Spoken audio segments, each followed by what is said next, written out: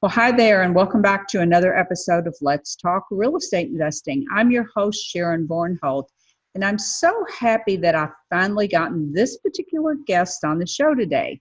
She is California investor Linda Pliagas.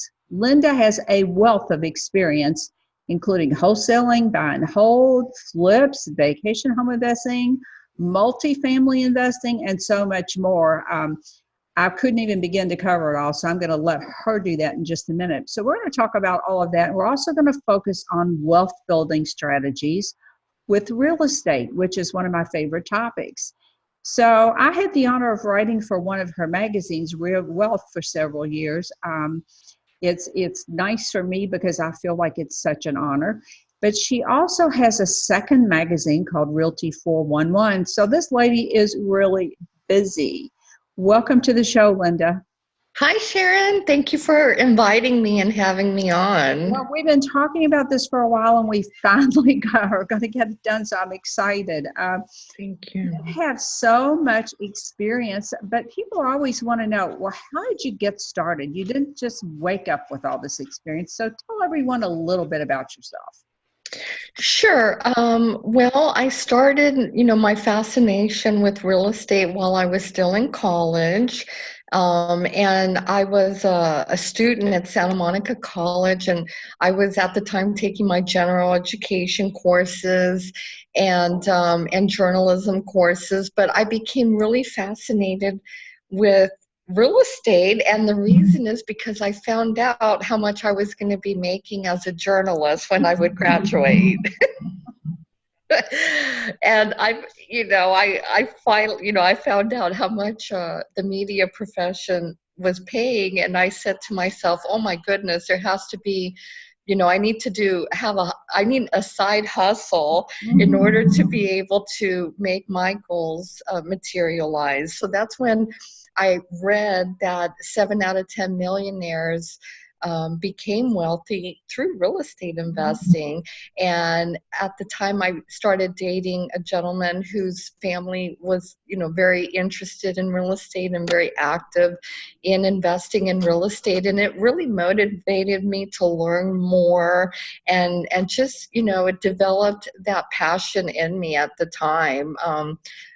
Financial security was very important to me because I grew up in a, impoverished life, and I wanted to have a better future for me and my family and create a legacy that my offspring would remember me by. And that was always my goal and intent, is just create a better life for me and my family, and hopefully leave something for the next generation. Well, I think you've certainly done that. Your magazines will certainly live on after that, but that's another whole conversation. So, which investing strategy did you start with?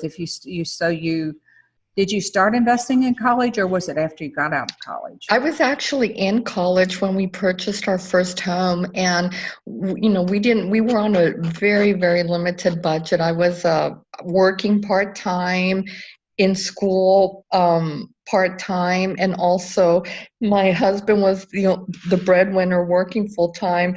And we basically got the first house in Los Angeles for zero money down. It was just a awful fixer-upper house. Nobody wanted it. The porch was leaning. It was pink. I mean, with the green roof. It was just, but I saw something in that house. For me, it was like the cutest little, English cottage I had ever come across. And I knew that with my husband's skills that we could turn that house around. And we approached some family members and asked them if we could get a loan to put down as a down payment on the house, because we literally had no money to start with. And we told them, you could lend us your money and we'll pay you every month your interest, even more than what you would make at the bank. And then our exit strategy was that in 5 years, when the appreciation went up, we would be able to refinance them out and have the home in our name only and titled, just to our name. So that's what ended up happening. They lent us the money to put down on the home.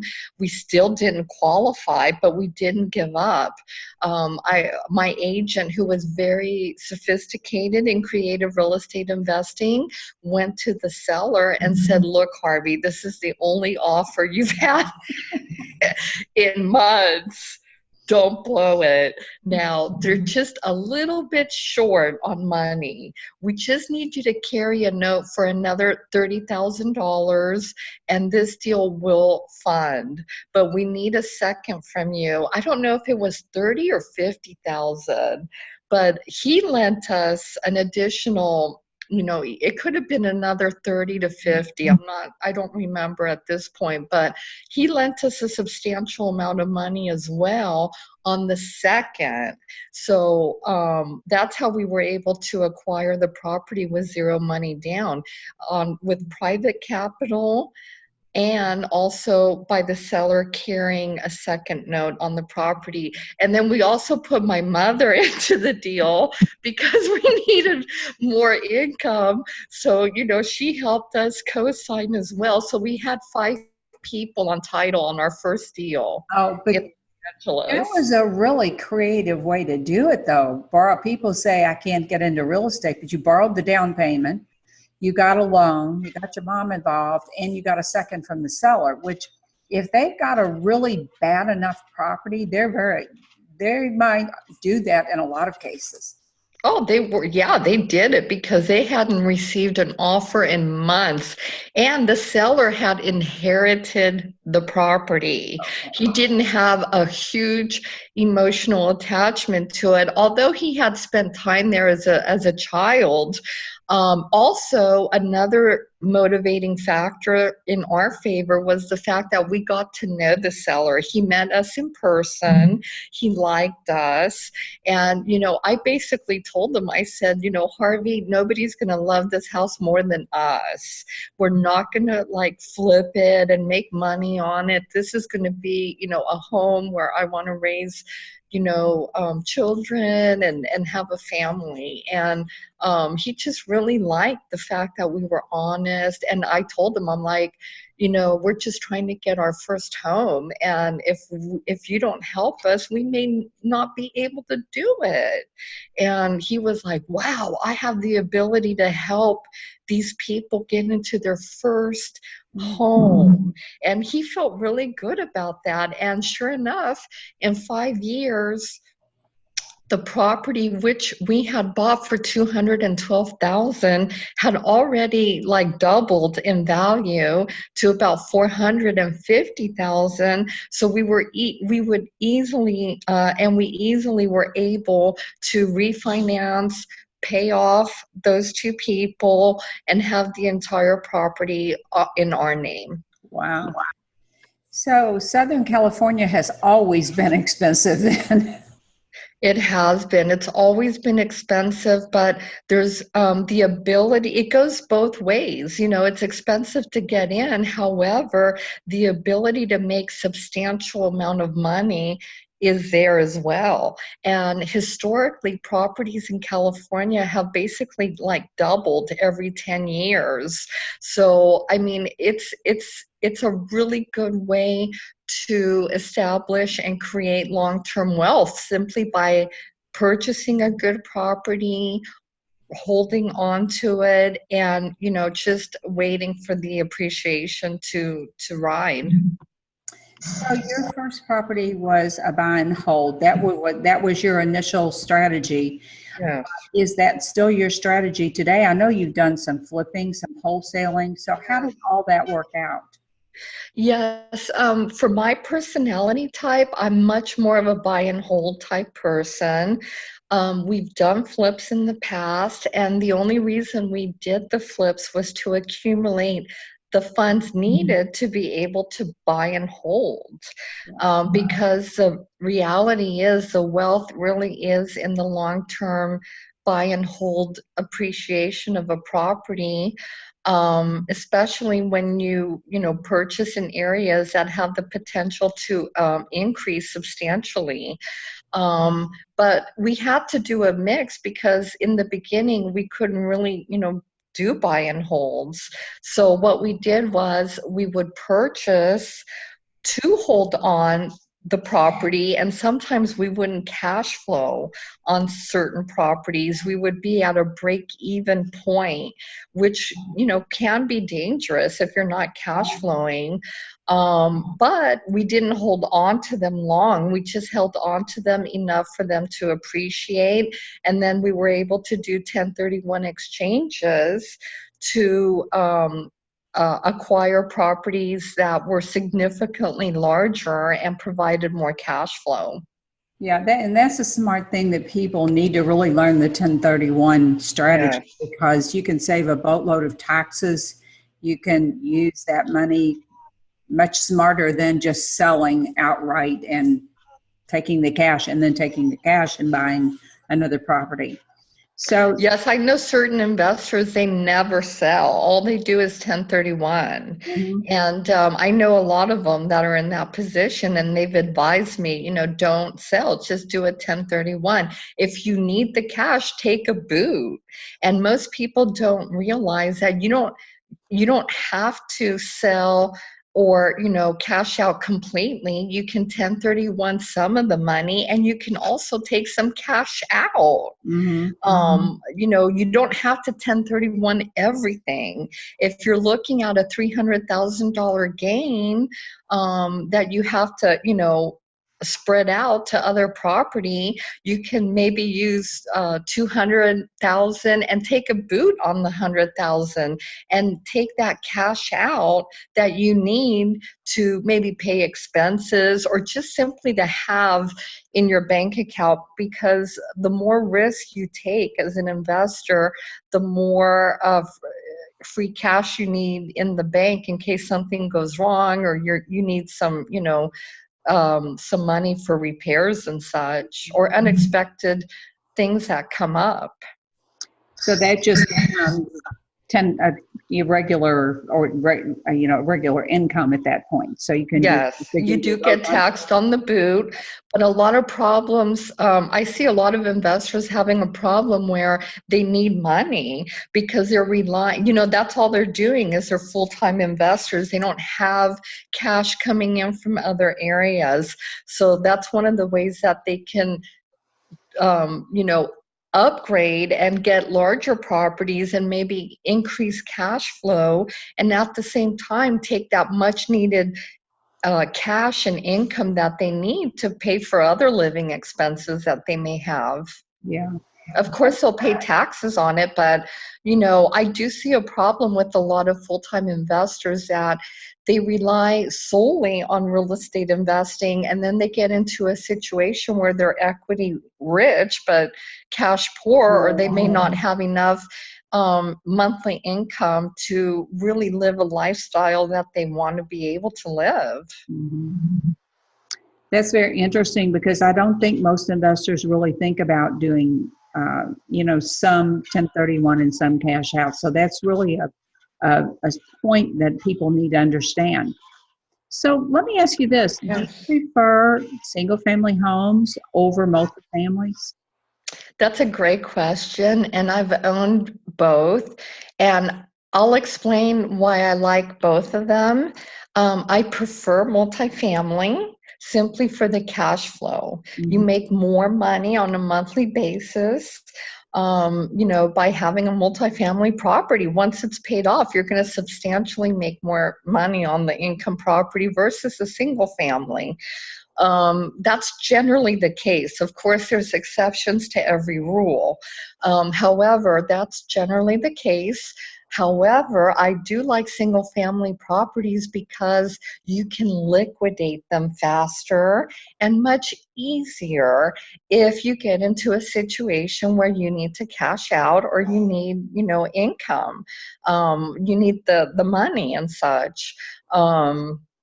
You can also do a 1031 from a single family to, you know, a multifamily, which is fantastic too. So it just depends. I mean, I I love single family because they're easier to sell. You spread out your risk. Mhm. Diversification is so important, especially in California that's so earthquake prone. It's good to be able to buy properties in different parts of the state. So if an earthquake hits, not all your properties are all in one area. But the multifamily, of course, creates that cash flow that can be a real, life changer for a lot of people. I've never had a guest on that said they would buy properties in other areas because of earthquakes. That's a first for me. I never Oh, yes, we think about those things here. We like to spread the risk by buying in different counties or different parts of the state. So I know a lot of California investors that buy in different counties. A lot of times simply because it's simpler to go an hour away, or it's cheaper to go an hour away. Not That too. sure, but it's cheaper. But what about out of state? Do you buy out of state? Yes, we do have property out of state, and we've purchased in 4 states now.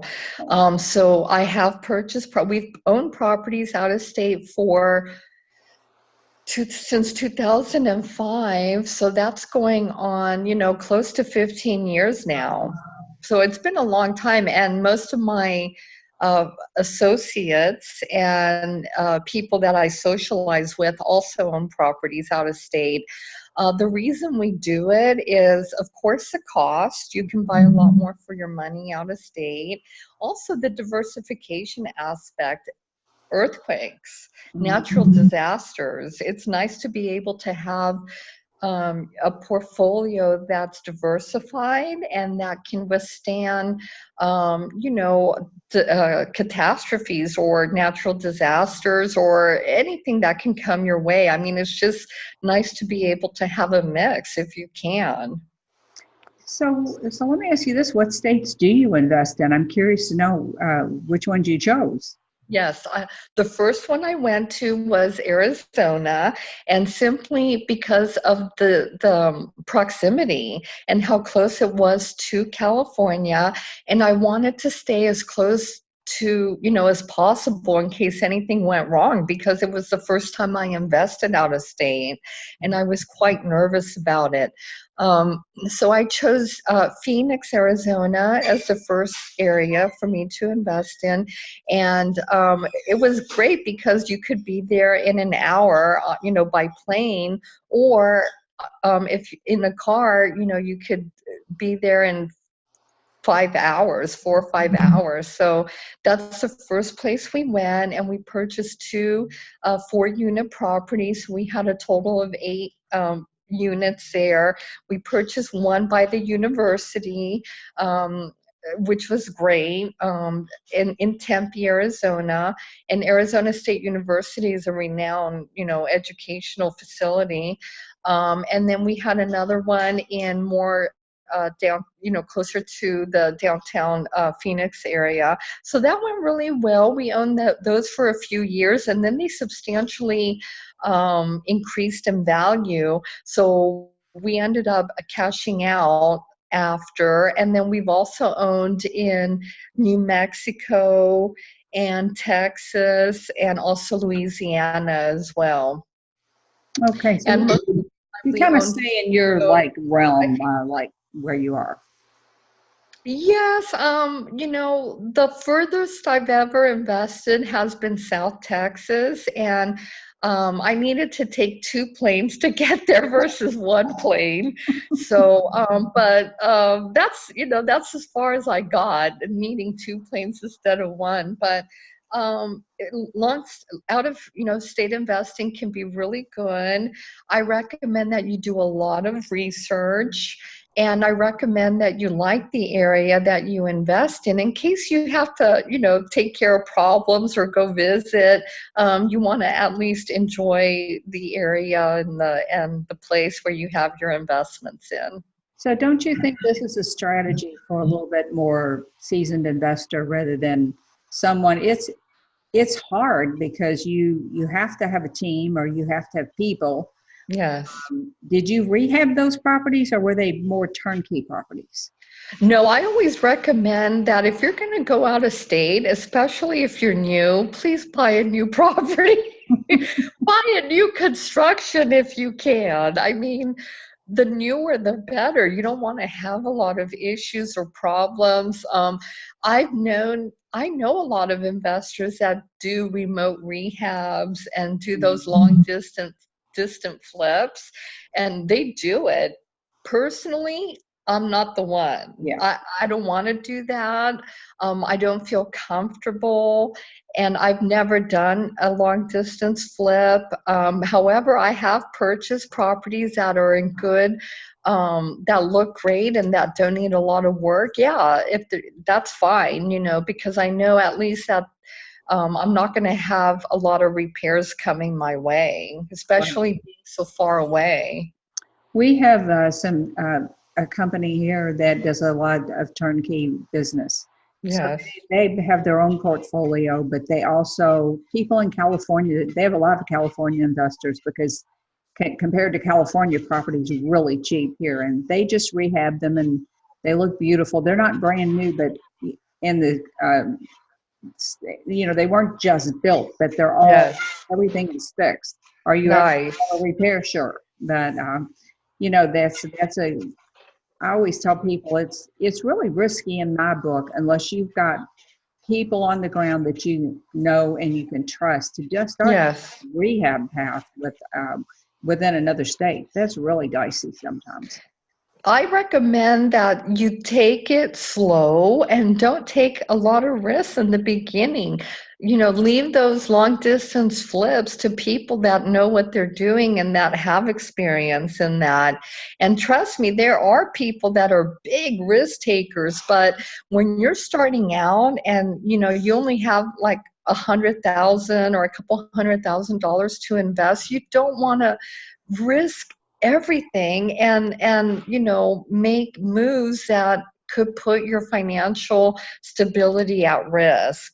Right. Please be very careful and always get referrals from people. I mean, referrals are so important, and if you know other investors that have done well, ask them for a referral and find out what they did. But at the same time, ask for referrals, but don't blindly trust either. You have to do due diligence.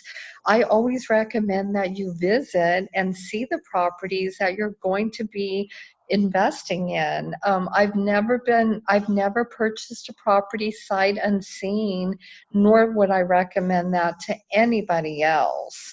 And I know a lot of investors that have done it and they've done okay. They've, still made money, but again, I'm not the one. I don't do that, Yeah. and I That's don't recommend that. that's way outside my comfort zone. So Yeah, me too. I like to play it safe. And, Sharon, the older I get, the safer I want to be. And that's the way it should be for all investors. yeah, Leave the risk taking to the youngins that have 30 to 40 years to make up recoup their if they losses. mess up. We don't have time for that. Yeah, we I'm don't. 50. I don't want to start, from scratch because I made a mistake. Yeah, The older you get, the less risk you should take and the safer that you should be with your investments. I agree 100%.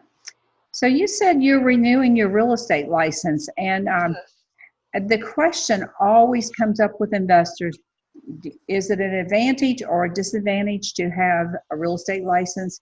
And it seems to be pretty evenly split. Certainly you get access to the MLS. The minus side, as I see it, is you got a whole lot more disclosures and things. You got to be a little bit more careful as an investor. But what's your take on that? Sharon, that's a really good question. I always answer with knowledge is power. The more knowledge that you have, the better of an investor that you're going to be. And I know that a lot of people make the argument about,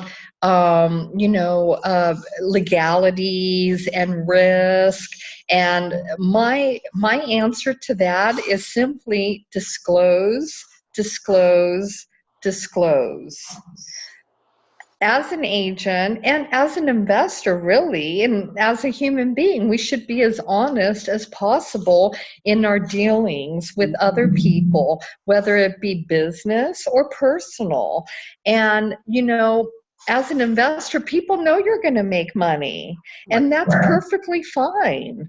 But you should disclose everything to a potential buyer, and you won't have any problems at all.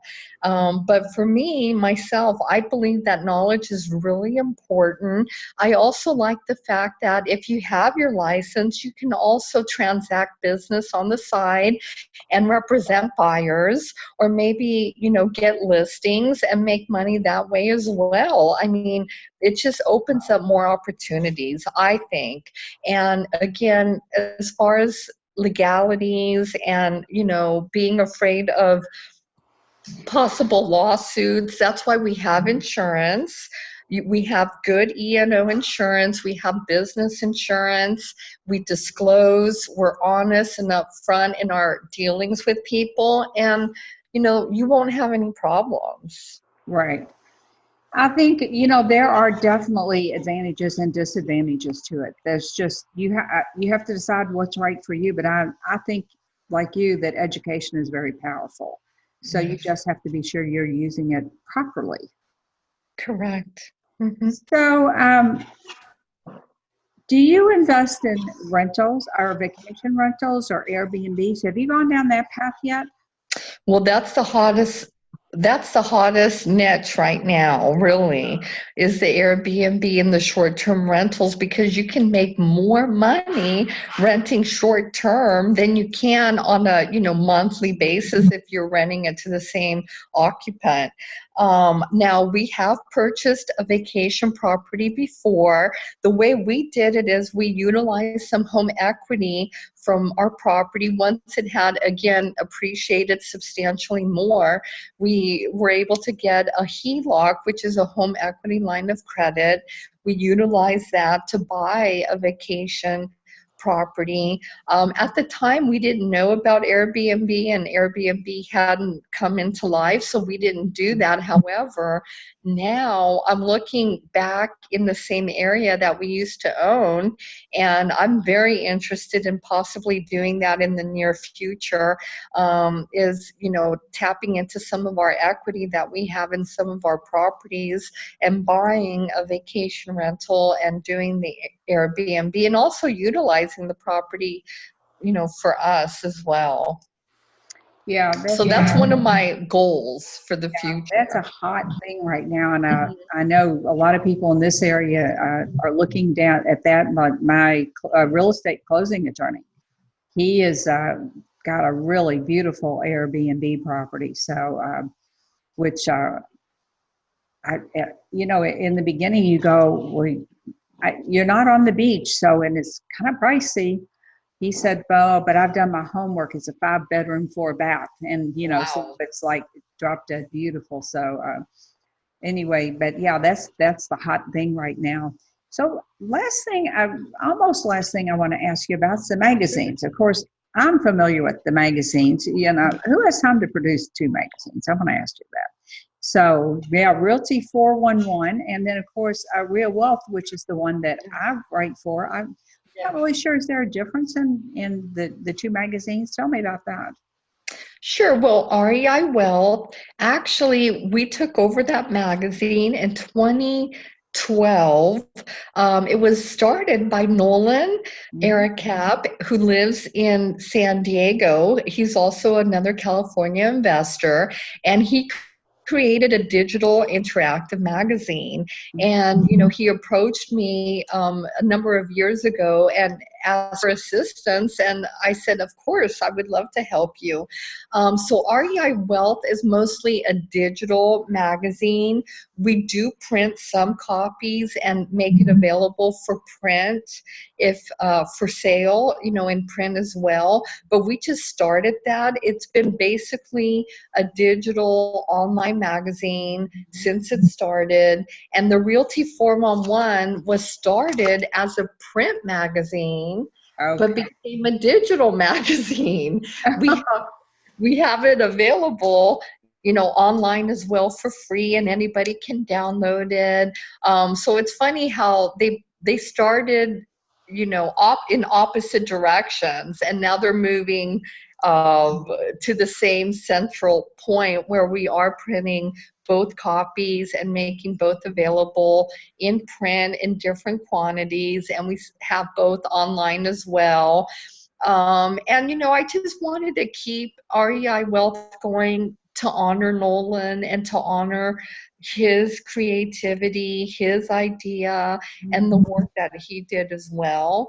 I think it's important because, he started the magazine, it was his vision, and that's why we've kept it separate, because we want to honor him and what he started as well. Well, it's exciting, and I'll get Linda to send me the links for both of those magazines so folks can check them out. I know that they're just chock full of good articles in there. Yes, we have fantastic articles, and not only do we have investors who are really well known that submit columns, but we actually hire reporters to write articles on certain topics that we feel are really important to educate our readers on. And it's our way of really trying to help people, not only educate them, but motivate them as well, and keep them uplifted in their journey as real estate investors, because it's not easy. I mean, we do have, issues that come up, vacancies, evictions, issues with properties that may happen, remodels that go way over budget. I mean, a lot of things can happen. So it's important that we stay motivated and we remember the long-term goals, and the fact that, sometimes it may not make sense today, and it may not seem like we're getting ahead today, but we have to stay on the path and continue, and it does work. Just stay in the game. Stay in the game, long term. So what final advice do you have for folks that are either getting started or need to grow their current real estate business? I'd like to just point out here, while Linda works with a lot of men, she is a champion for women. So I know that from a personal level, but what advice do you have for folks? Gosh, Sharon, I just really want to emphasize that they never can learn it all, and they never can know it all. I mean, I've been educating myself in real estate since I was in college. That's 30 years ago, and there are still things that I don't know that I need to be reminded of and remember. And there's so many markets out there. It's impossible to know everything that there is to know in real estate. So we need to continually learn. That doesn't mean, spend $50,000 on a mentor necessarily. It can mean, read a good book, listen to a podcast, perhaps go to real estate meetings, network with other investors. Those are some very important things that you can do, and they don't require a big investment. May I just add, though, that there will be a lot of people that will want to give you advice, because remember, talk is cheap. Isn't it, though? Talk is cheap. So people will want to give you advice. Before you take advice from anybody, look at what they have and where they are in their life. Do they have their own home? Do they have investment properties? Are they successful in their chosen profession? Do they have a good reputation? All those things play a role on who to take advice from.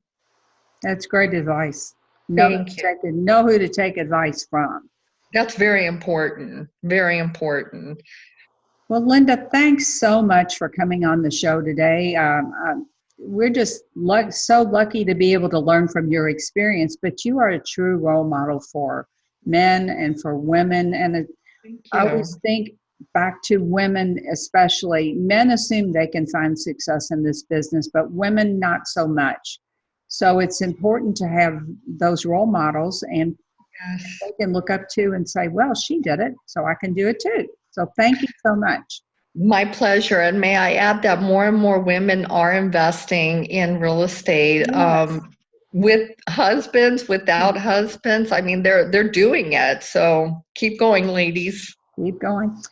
Well, folks, thanks so much for tuning in today to Let's Talk Real Estate Investing. I'll be back next week, same time, same place. Bye for now. Bye, Thank you. Linda. Thank you, Sharon.